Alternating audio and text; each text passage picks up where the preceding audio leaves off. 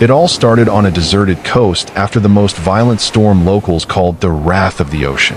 I was wandering through the wreckage of ships and dead seaweed when my dosimeter suddenly went haywire, letting out a piercing, rhythmic crackle. In a crevice between the rocks, shrouded in a strange, phosphorescent mist, it lay there, a perfectly square pearl the size of a fist, pulsating with a soft amber light. As soon as I touched its cold, slippery surface, my phone screen flickered with static, and the air filled with the distinct smell of ozone and ancient salt.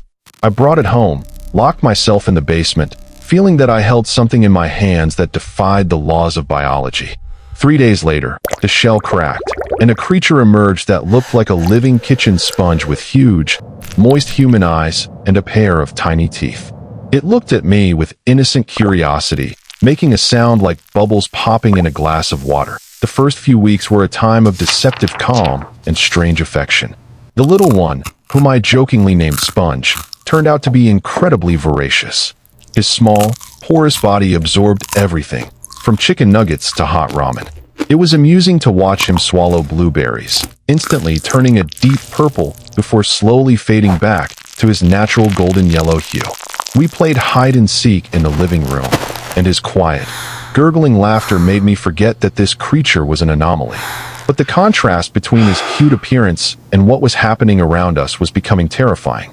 The light bulbs in the house burned out one by one, and the cat flatly refused to enter the room where my new pet lived, huddling under the sofa and hissing at the empty air. Soon, the infancy stage was replaced by a frighteningly rapid growth.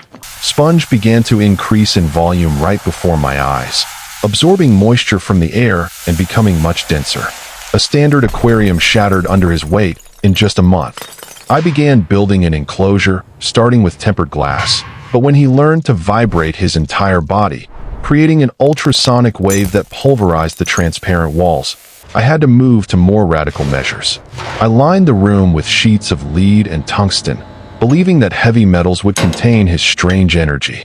I convinced myself that everything was under control, that he was still the same little guy who loved nuggets.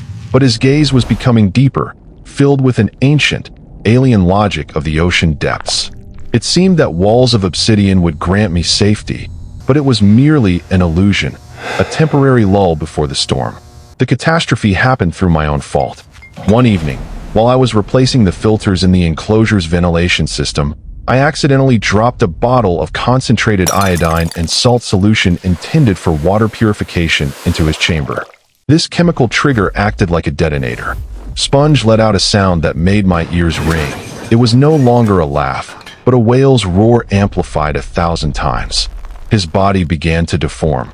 His pores expanded into gaping craters from which powerful, translucent tentacles began to grow, resembling coral formations. He evolved right before my eyes, transforming into a gargantuan, monolithic entity whose skeleton now resembled reinforced bioplastic. My tungsten partitions buckled outward like cardboard, and in an instant, the house shook from a massive explosion. The creature that once fit in the palm of my hand now towered over the ruins of my laboratory, glowing with a blinding, toxic yellow light that seared the retinas. The finale came at dawn. The titan that Sponge had become moved slowly toward the ocean, leaving deep furrows in the asphalt and flattening cars like pancakes with a single touch. I stood on a hill, watching him enter the coastal waters. The water around him began to boil. A massive column of steam rose into the air, and a moment later, he vanished into the abyss, leaving behind nothing but a deafening silence and a ruined city. Looking at the setting sun, I realized a bitter truth. We often try to domesticate a miracle, to put a collar on something that belongs to the elements. I loved him. I raised him like my own child.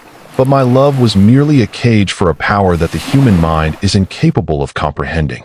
Nature always takes its own, and sometimes the highest form of love is simply to let a creature go where it can become a god, even if it destroys your familiar world to its foundations.